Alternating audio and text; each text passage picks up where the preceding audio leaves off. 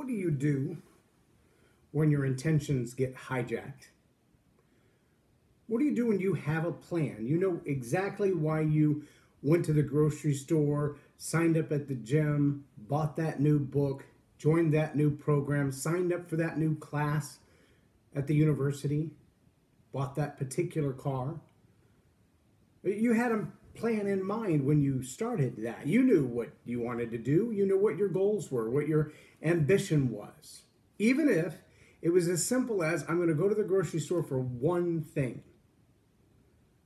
And $150 and a half a basket of stuff later, you come out thinking, I only went into the grocery store for one thing, and your intention gets hijacked. Your plan is now completely off track. You thought, I'll be in there and out of there in 5 minutes, and now 2 hours is gone. You thought, my budget's going to be just fine. I'm just buying this one thing I need for dinner, and now you're having to rearrange and move things around because you didn't have $150 budgeted for this trip to the grocery store. It happens to guys in Home Depot and AutoZone on a regular basis. I didn't plan to spend close to $800. It wasn't in my budget between auto repairs and trips out of town. We had set aside money for a certain portion of that, and then poof, it all went somewhere else. There's a word for that. Life. We call it life. When you have a plan and it gets hijacked, we call it life. In fact, life is usually what happens while you're waiting for something else to happen. There's a book out there. I haven't read it yet. I saw the title. I was very intrigued by the title, but I haven't yet bought the book. The title of the book is Action Trumps Everything. Action trumps everything. There's an old phrase that would pretty much go along with that same ideology. This phrase I've heard all of my life, so I'm guessing it's been around a couple hundred years at least. But the phrase is, the road to hell is paved with good intentions. Meaning, the best of your intentions don't really matter much. It's what you do with those intentions. How loyal are you to those intentions? How able are you to stay on task and act out, to act through, to follow up, to carry through with those intentions? How willing are you to be diligently focused on those intentions, on those plans, until you begin to see the results of them? Will you stay with those intentions even when they seem to be off track, when they don't seem to be producing the results you expected, when you're continuing to do it and you're not seeing the peaches fall from the tree? Will you continue to pull the weeds out from around the stump? Will you continue to water it and fertilize it even though the tree is not yet producing fruit? Well, because it's only 2 feet tall, but that's beside the point, right? My intention was to plant a fruit tree so I could harvest fruit, and I don't see any fruit, so kill the tree, right? How often do we allow our intentions to be so short-sighted? We get started on something and we think, I should have an end result now. I was watching a video. In fact, I shared it on Facebook. It was ironic. The guy talked about how many millennials, and this is not a dig on anybody particular, but on the millennial mindset, because the way we have raised this generation probably wasn't the most responsible way of parenting. But the millennial generation has a set of expectations because so many things in life are immediate results, immediate fruit. Because, for an example, and this is from his illustration, and it goes right back to what we're talking about. He said, you may not know it or not, but that little ding when you get a new notification, a new like, a new post, a new share on your social media accounts, that little notification releases the same level and type of endorphins in the brain, the dopamine, as a hit of alcohol or a drag off of a cigarette or a toke of cocaine. Think about that for a moment, because what we really know now to be a fact is that there are people who are addicted to social media and its immediacy as far as results are concerned. He said one way you might know if you're addicted is if you share a post, a tweet, a Snapchat, a video, an image on Instagram or Pinterest, and you go back several times over the course of the same day or even in the next hour to see how many likes does it have, how many times has it been shared, Who's commented on it? What did they say? The dopamine is what you're craving. Now, socially, what you're saying is, I really need to be accepted. I really need to be brought in. I really need to be thought of as important. So how does all this fit with intentions? He said, the problem is, because of the immediacy of the results, the ability literally to measure by the minute, by the second, how am I doing? How well am I being accepted? How well am I making an impact? Am I really influencing people the way that I wanted to? I can know in minutes. I can know in seconds. I can have instantaneous fruit or results. He says, then these same people then come in after they've gotten their degrees in engineering or their degrees in social sciences or their degrees in mathematics or rocket science or whatever it is. They come into a company and they say, I just want to make an impact. I just want to know that what I do makes a difference in this world. And so we insert them into this gigantic organization and give them a set of tasks.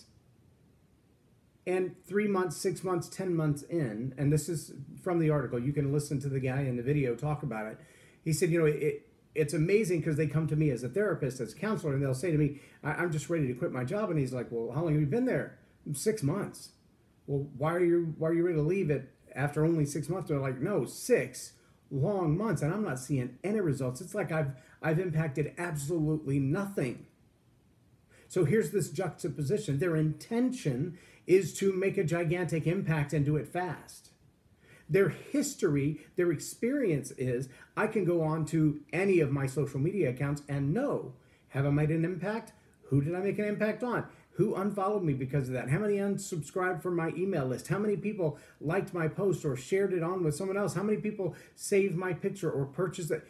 And the immediacy of those results, that dopamine release that comes with that, is the addiction of performance. It's the addiction of success, or the illusion of it. I'm addicted to knowing that when I do this, I get those results and I see them right away. Whatever I have to do to continue on that path, because it's an addiction, I will do.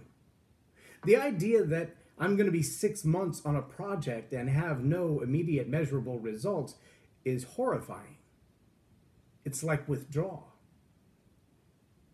And so they feel like they're standing at the bottom of a mountain, and they thought, I will start on this project and tomorrow I'll be at the top of this mountain, or 3 months from now at the longest I'll be at the top of the mountain. If by 6 months I'm not at the top of this mountain, then forget the mountain, I'll go climb something else. And so the short-term nature of their commitments, the immediate desire for return. Now, I say this knowing that the study in the video that I shared is about millennials. But is it becoming true of all of us of all ages? How many people's social interactions have abandoned human face-to-face contact in lieu of what happens on the phone or the tablet or the laptop? How many people have completely moved away from that? It's fascinating to me. I watch the stats of who's following the things on my social media accounts. And one of the most fascinating things that I find is that the number of those on other than the North American continent is continually growing, and it's growing at a rapid pace. But it's also growing in the mobile category, meaning the devices they use to interact with the rest of us is their cell phone. Yes, I'm going somewhere with this. See, at the same time that I'm studying that, I'm studying this ratio, and you've probably heard me say 17 to 1. I know that I've heard that particular number, 17 to 1, in child psychology. The more common, the more widely recognized ratio of good words to bad words is 5 to 1, 5 to 1. And every time you see that, it may be quoted in relationship to teams. In fact, there's a chart, I think I saved it, but I didn't share it. It's a chart that shows among an organization, the most productive teams, the moderately productive teams, and the extremely productive teams. And the teams that were getting the greatest results as a team were showing that on an average, their ratio of positive, encouraging, supportive tone, words, and interactions with other people on the team was around 5.6 to 1. For every negative word, there were 5 or 6 words said that were positive, encouraging, and motivating. The moderately productive was about 2.5 to 1, and the unproductive was 0.56 to 1. This team couldn't accomplish anything. And when you listened to them, when you spent time with them, what you found was a team that spent more time talking negatively about themselves, their project, their teammates, and upper management, and what they had been asked to accomplish, their assignments, were being left behind. Now, do you think it was their intent to sabotage their own success? I'm going to guess not. But their intent was hijacked by negativity. In another article that I was reading on this positive to negative ratio, a Harvard Review study and a Purdue study, both of them came back to the same 5 to 1. I believe it's Gamont is the name of the gentleman who had the studies. I shared both of those articles, so for anybody interested, just go back down in my timeline to yesterday about 2 o'clock, and you'll probably find them in my timeline. One of the fascinating things that he identified, though, is fascinating to know and understand because of how we can apply it to our intentions, being intentional. But it's also fascinating to ask the question, if his research is true, how did we get where we are? If his research is true, how did we get where we are? Here's what I mean by that.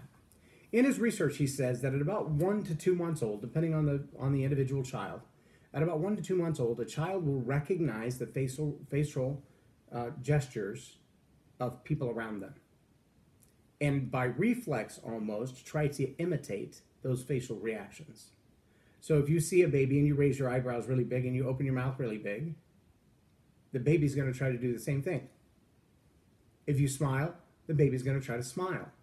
If you poke out your tongue, the baby's going to try to poke out their tongue. They don't understand why they're doing it. There's no other social cue other than mimicking, but they will attempt to do those things. Now, within that 2 to 6 month arena, they now begin to understand that there's an emotional feeling based on that. Now, they don't comprehend this, but they feel differently than when they look one way than they do when they look another way.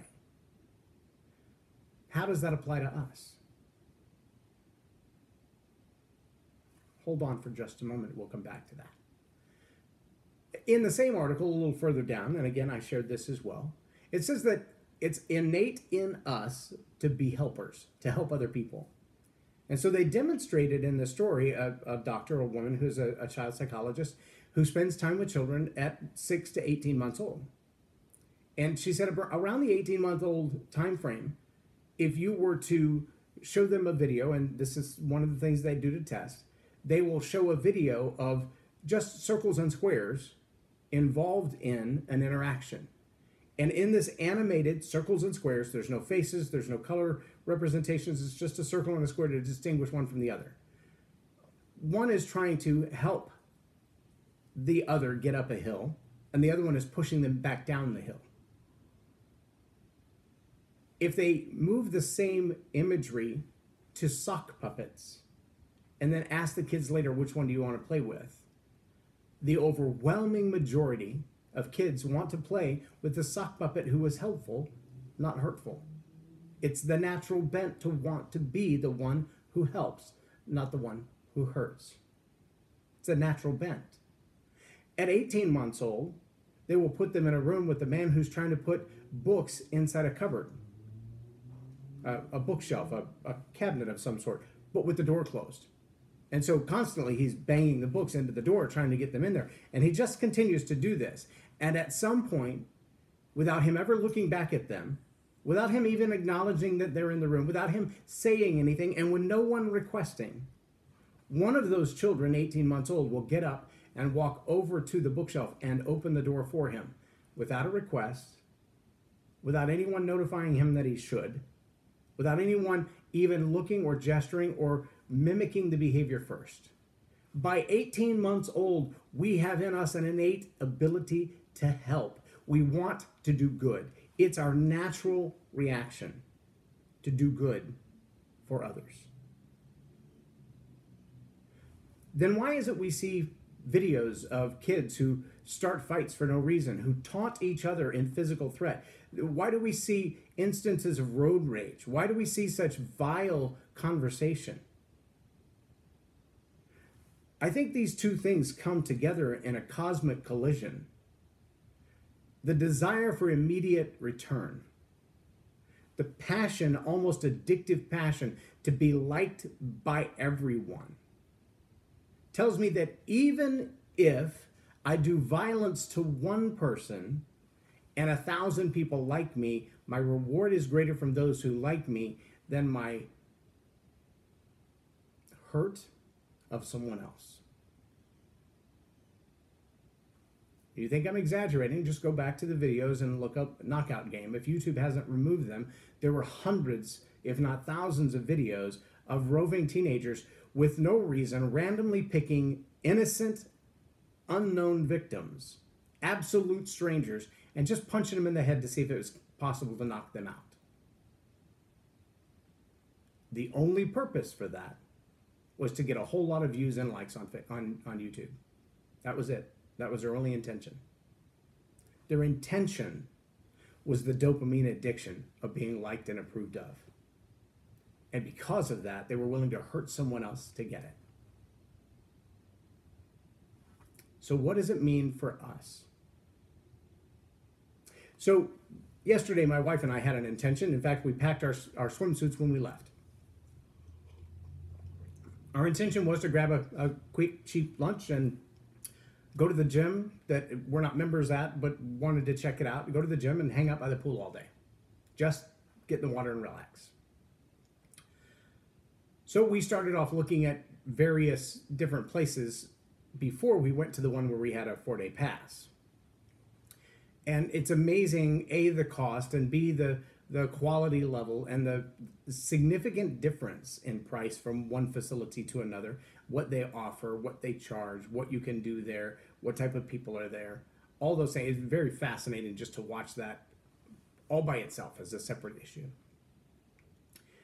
So we get to the one that we're considering joining, and we tell the sales guy, this is where we're at, this is what we're thinking. And we ask for a tour, so we go through a tour. We get to have some conversation with him along the way. He shows us the sales numbers, the memberships, et cetera, et cetera. And I told him, I said, my two boys and I, for a long time, we would run together every day. And for a long time, we would go to the gym together every day, and we would go to the classes together every day when I was self-employed and didn't have another job. For the last 15 months, I've been serving full-time in in someone else's business, someone else's company. So it's like banker's hours. I have to be there at 9. I leave between 5 and 6 or 7 or 8, depending on the workload. But it has a time commitment. So it means that I have a gap of available time that is different than I've ever had before. And as my sons have grown up, my opportunity to spend time with them is a little bit different.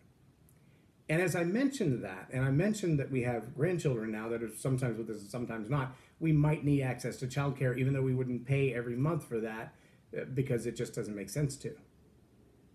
And he said, I have one on the way. And I said, well, congratulations. Is it a boy or a girl? Do you know yet? And he said, yeah, it's a boy.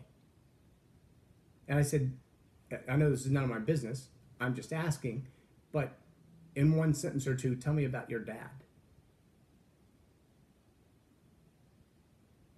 20 minutes later, we left. And in that time, we talked about fatherhood, about what modeling good fatherhood was. We talked about the things that I just shared with you, that a 6-month-old child will recognize a facial expression and try to mimic it, and then later connect that facial expression with an emotional feeling. And I said, when you realize that at 1 month to 2 months old, your child recognizes facial expressions, the face that you carry in the door when you come home from work, that you engage their mother with, whether it's joy and excitement or it's stress and anxiety, at 1 to 2 months old, the baby picks up on that. At 6 months old, they're trying to imitate it, and they're looking for your approval. In fact, in that same article, it talked about how the child at 6 or 7 months old would see something on the floor they didn't recognize. They didn't know what it was or what it would do. And instantly, they would look back to mom to decide, will I engage with this thing or not? Whether it's an animal or a new toy or just something laying there. And the facial expression on mom, if mom was smiling or laughing, they would engage with that thing. And if mom had a look of horror on their face, that child would immediately evacuate the area. Simply based on mom's facial expression. Think how powerful the negative soup is of the stuff that you hear on the radio, the stuff that you see on TV, the constant bombardment of negativity and road rage. When it is on your face and you walk in the door for your children to see that, when you walk into your place of business for your customers to see that, when you walk into your office for your employees, for your team members to see that, how much does the expression on your face carry your intention versus reveal your emotion? If you're not intentional about the look on your face, if you're not intentional about the way that you behave, the impact around you will be uncontrollable. But sometimes we get hijacked in our intention. Our why, our purpose, really was serving a greater purpose outside of ourselves that we didn't even know. My wife and I ended up never going swimming yesterday. We visited a lot of different places. We talked to a lot of different people. We never got to go swimming. But we did meet some fascinating folks. And by the time we were done with this young man who's about to be a dad, who's an assistant GM at a nice gym facility, I got to share with him a couple of books that have really changed the way that I parent as a father and changed the way that I look at myself as a son. And after he explained what his relationship was like with his dad, I said, you know, you have a chance to start a new trend, to father in a way that you weren't fathered, to be a dad in a way that you weren't a dad. And I have to wonder if something outside of myself, Almighty God, serendipity, however you want to call it, I would call it God. I would say it's a God thing. That we didn't leave with the intention of going to the gym because we really wanted to join a gym, but that God said, this is a young man who needs to be intersected with today. This is someone whose life needs to have the affirmation that he's on the right track and he's going to do a good thing. And that being a responsible father carries a lot of weight. I expressed to him that parenting, a lot like communicating as a teacher, is like carrying dynamite in an eggshell. It has no protection. Nothing to protect it in case you drop it, and nothing to contain its blast if you let it go. And every word that comes out of your mouth when you teach, every word that comes out of your mouth when you parent, every word that comes out of your mouth when you lead is like dynamite in an eggshell. So fragile and so dangerously uncontained. What happens when your why gets hijacked? What happens when what you plan to do for the day doesn't happen? Whether it's the grocery store, or joining the gym, or working on your book, reading one or writing one, and everything that you're doing gets all jacked up. Does your face say, I wish I'd finished what I'd set out to do? Why do all these people want to distract me? Or does your face say, I'm so glad to have an opportunity to engage with you face to face. I want my face to be like that notification in your Facebook. I want my face to be the new like on Instagram. I want my face to be the most shared story on Snapchat. I want to tell you with my face that you are loved, that you are appreciated. I want the dopamine level in you to rise like it does for that 1-month-old, the 2-month-old, the 6-month-old, when they look at mom and she's smiling at them.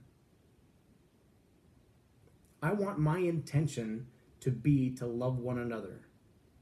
Even if what I set out to do today doesn't get accomplished in any other way, if I do that, I win. And I think you'll find in your life that if your intention shifts just a little bit to say, what I really want to do is know that I've made the life of someone else better today. That as you accomplish that, as you see someone's day brighten, all the plans that you had that have gone out the window will be okay. Because you'll come back around to them eventually anyway. Just keep climbing the mountain. Whether it's 6 days, 6 weeks, 6 months, 6 years, or 6 decades. If that mountain is your assignment, if your intention is to get to the top of that mountain, don't let anything send you down that mountain. You may go around it. You may go around an obstacle, but keep climbing. Be persistent. Your perseverance will pay off. Go back to earlier in the broadcast and look for the 5 P's of success, and you'll find there are opportunities in everything. You've got to be persistent. I hope today's message has been inspiring to you and challenging at the same time. I hope that you'll take to heart how your face impacts the people around you. Will you be the dopamine in someone else's day? I hope so. I'm J Loren Norris, and you've been watching Tell It Like It Is TV. Have a blessed day. Don't forget to hit the subscribe button on Facebook or YouTube, whichever one you prefer. If you'd like to get these messages sent directly to you in your phone or your mobile device, you can subscribe on iTunes to the podcast, and they will upload for you every day. If you'd like to get them in your inbox once a week, you can subscribe as well. And from any one of the YouTube videos, just click on the link and it'll take you to the website. You can subscribe there, and they will come in your email once every Saturday for all 5 messages. You don't have to worry about missing any. You'll have the links for all of them. We really appreciate having an opportunity to engage with you and to be a part of your day. It means a lot to me to know that you're here. And I hope your day does nothing but get better. See you soon.